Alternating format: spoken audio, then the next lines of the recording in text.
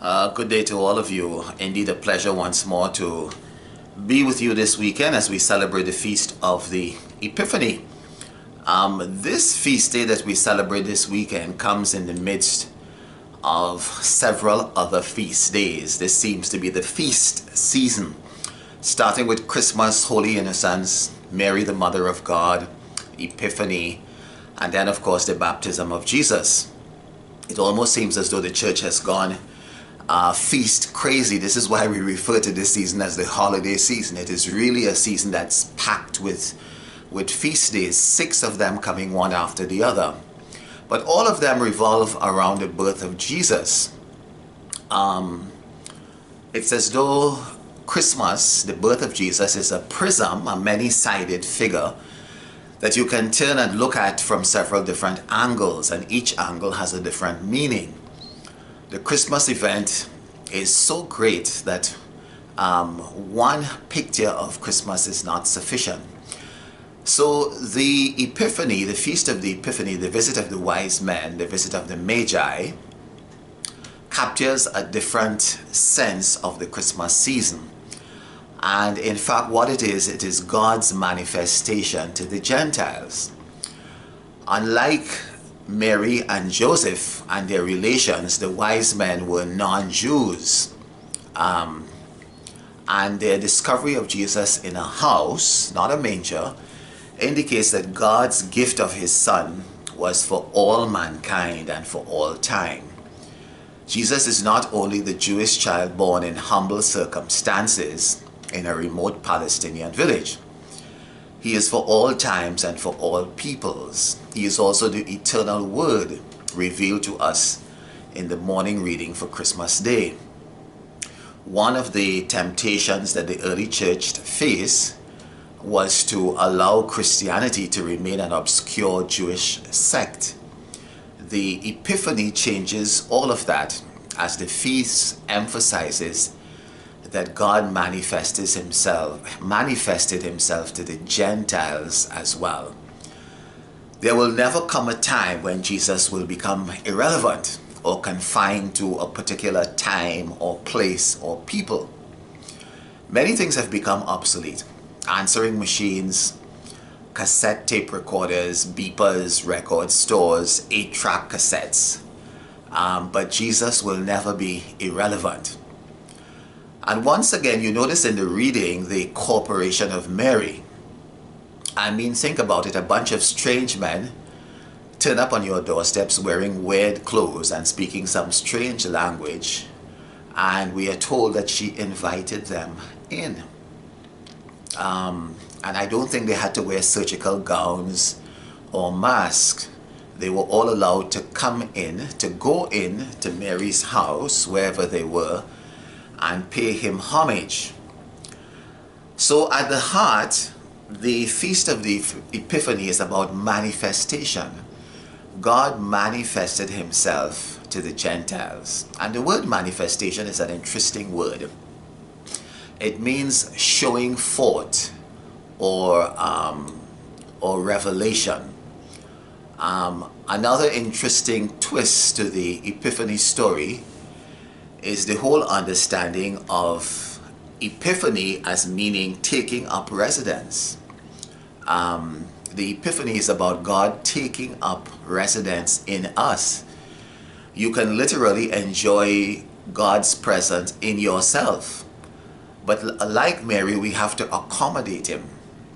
And accommodation is the ability to create space. Now, I always say that there are 2 persons in the Bible who are expert space savers, the innkeeper and Mary. When Joseph and Mary arrived in Bethlehem, we are told that there was no accommodation for them.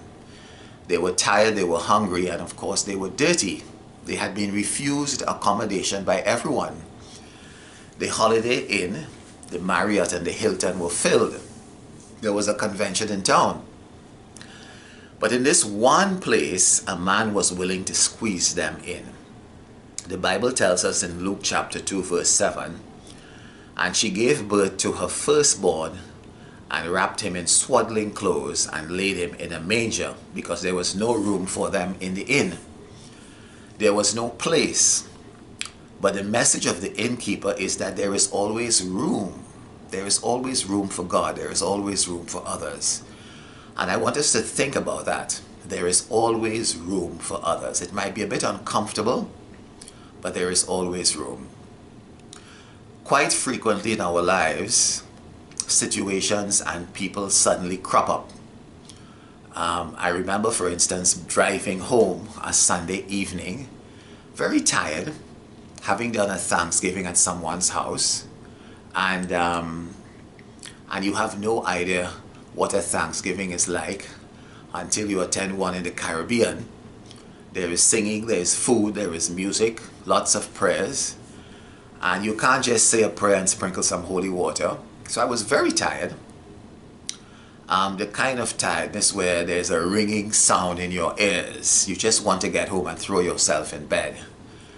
And I remember it was raining very heavily, so I'm driving home, my high beam is on. And as I drive past a bus facility, I see a hand suddenly go up and come down. And I say to myself, no way, Jose. Not tonight, buddy. And I drove straight by.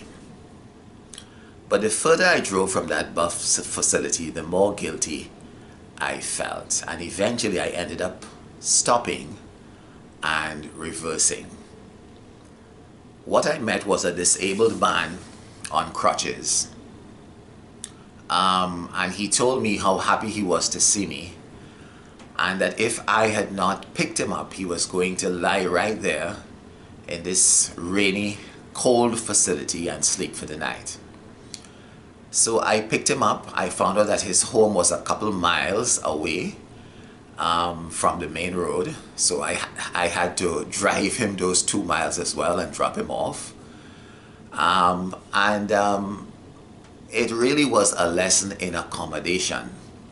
I am always humbled when I hear stories of family who look after the elderly with dementia or Parkinson's, or who have a special needs child. They understand what accommodation means.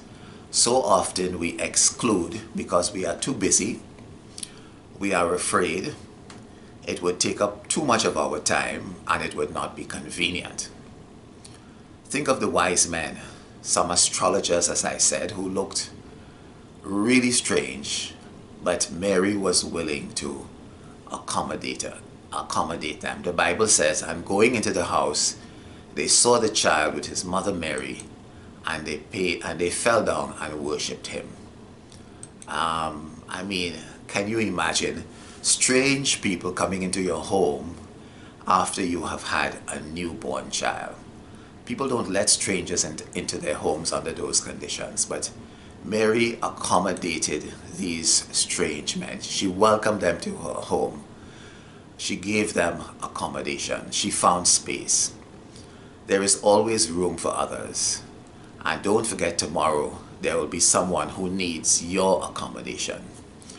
So let this Christmas season remind us that it is a time of accommodation, especially for those that we might find it difficult to get along with. And it's not only about your accommodation of others, it's about your accommodating God in your life as well. God has promised us accommodation, rest, and peace for our restful souls. Open your lives and give Jesus accommodation within. It will be the most important decision you could have made. God bless you all. Happy Epiphany.